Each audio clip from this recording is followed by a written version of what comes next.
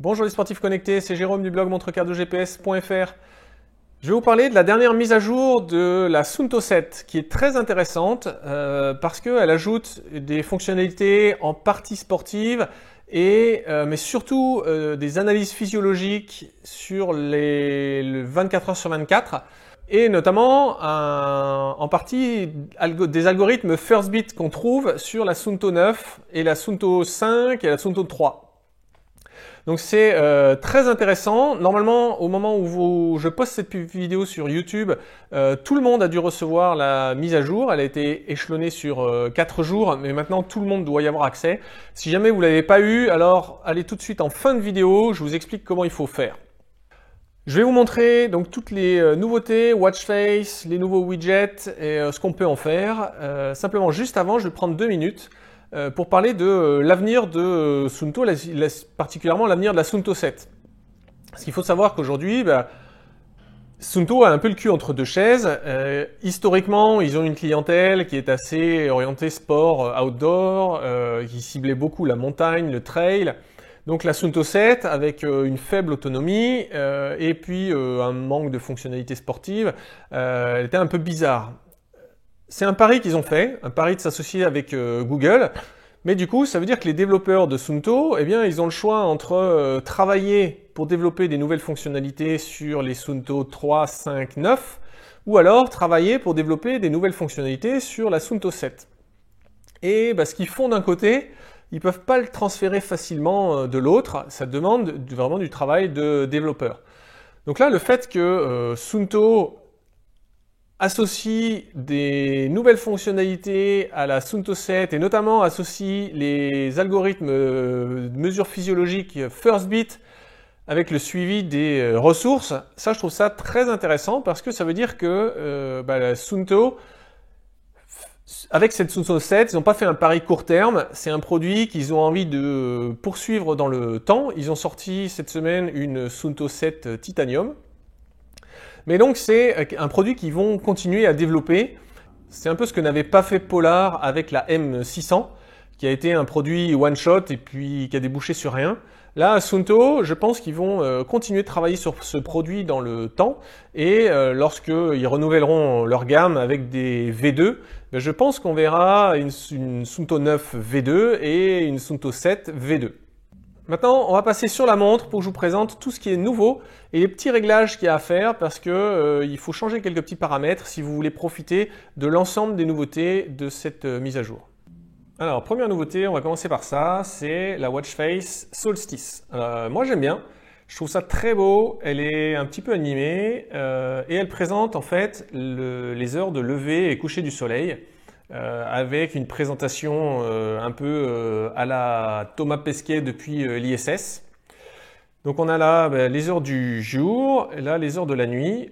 Lorsqu'on est la nuit, c'est-à-dire qu'on a passé l'horaire de coucher du soleil, alors elle change, elle bascule et on a une partie grisée qui est beaucoup plus importante. Pour y arriver, on fait un appui long, vous faites défiler les watch face jusqu'à Solstice. Pensez bien, j'ai fait un petit changement. Par défaut, on voit la date, la batterie et le nombre de pas. Si vous voulez, vous pouvez changer ça. Moi, suivre le nombre de pas dans la journée, ça ne m'intéresse pas. Donc vous pouvez aller sur la petite molette ici.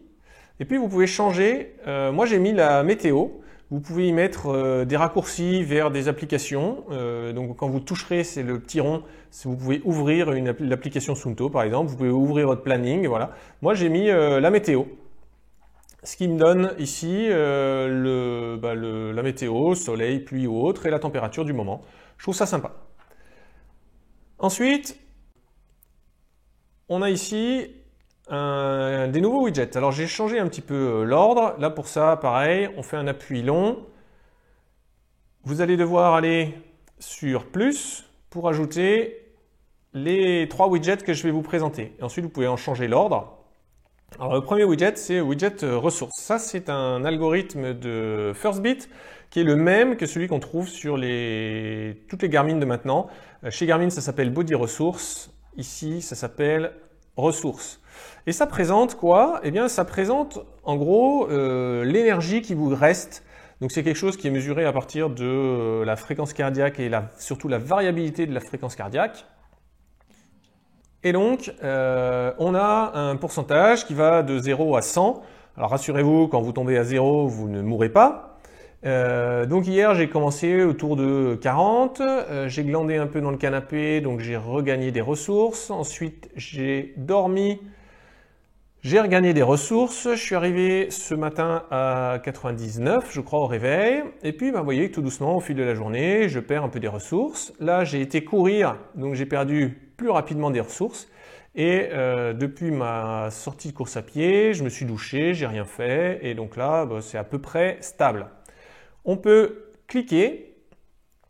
Et là, vous voyez qu'on arrive sur un tableau de bord. Alors, c'est un tableau de bord que je vais vous présenter dans le détail après parce que ça regroupe les données qui viennent des 3 widgets que je vais vous présenter. Lorsque vous aurez ajouté le widget ici, ça ne suffira pas. Il faudra que vous alliez sur le tableau de bord en bas pour activer ici « Ressources quotidiennes ». Ensuite, ces widgets, vous les connaissez. Le deuxième, c'est un widget du sommeil. Donc là, on a un suivi du sommeil avec la durée, les ressources qui ont été gagnées pendant le sommeil. Donc c'est une mesure de la qualité du sommeil. On peut aussi fixer un objectif ou un rappel pour aller se coucher. Et donc la même chose, quand on clique, on arrive sur le tableau de bord et tout en bas, il faut activer le suivi du sommeil. Et enfin, le troisième widget, c'est un widget de suivi de la fréquence cardiaque dans la 24 heures sur 24, sur lequel on a une visualisation instantanée ici, le graphique, et même chose, lorsqu'on clique dessus, on arrive sur le tableau de bord. Comme tout à l'heure, ici il faut l'activer, alors c'est lié au widget des ressources. Donc si vous avez activé le widget des ressources, ça active automatiquement le suivi de la fréquence cardiaque. Pourquoi c'est important ça? C'est parce que si un jour vous voulez économiser de la batterie, eh bien, vous pouvez alors désactiver ça. Ça désactivera le suivi du cardio pendant toute la journée. Et même chose, vous pouvez désactiver le suivi du sommeil. C'est une question d'économie d'énergie si jamais vous êtes limite sur la batterie. Alors on va aller voir un peu maintenant ce tableau de bord. Le tableau de bord, eh bien, on voit... c'est le tableau de bord du suivi 24 heures sur 24 de la montre. Donc on trouve ici la dernière séance de sport, le temps de récupération pendant lequel j'ai gagné des ressources, le nombre de pas, le nombre de calories dépensées. On a un suivi des ressources, donc l'état actuel, à combien je me trouve, combien d'heures j'ai récupéré des ressources, chaque bâton qui est jaune. Les moments où j'ai été stressé. Alors là, stressé, il faut le prendre comme un stress appliqué au corps, inactif, actif. On a le suivi de la fréquence cardiaque avec la fréquence cardiaque max du jour, la fréquence cardiaque actuelle, la fréquence cardiaque minimum du jour, donc c'est pendant la nuit.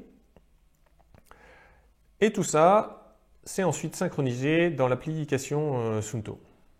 L'autre élément, c'est sur la partie sportive.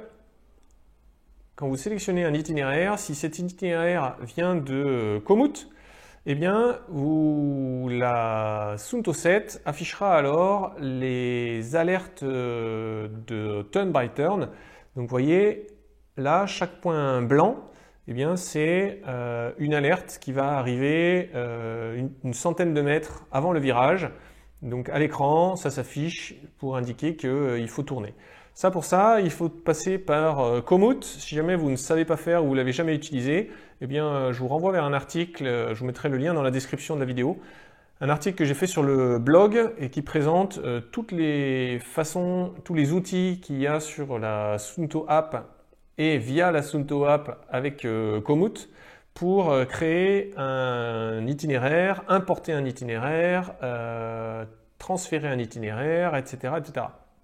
Donc si vous ne savez pas faire, allez voir ça, c'est sur le blog, c'est sous format tuto, il y a plein de captures d'écran et ça fonctionne très bien.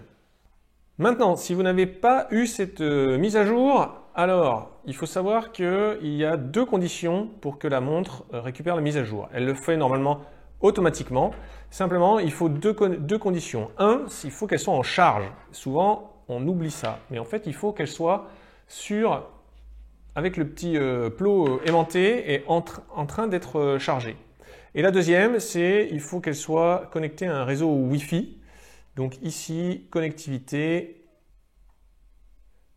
Et vous assurez que vous êtes bien sur Auto et que vous avez un réseau Wi-Fi avec le mot de passe. Et normalement, eh bien, vous aurez, laissez-la un petit moment et elle téléchargera toute seule la mise à jour, elle redémarrera et ensuite vous pourrez aller faire les réglages que je viens de vous présenter.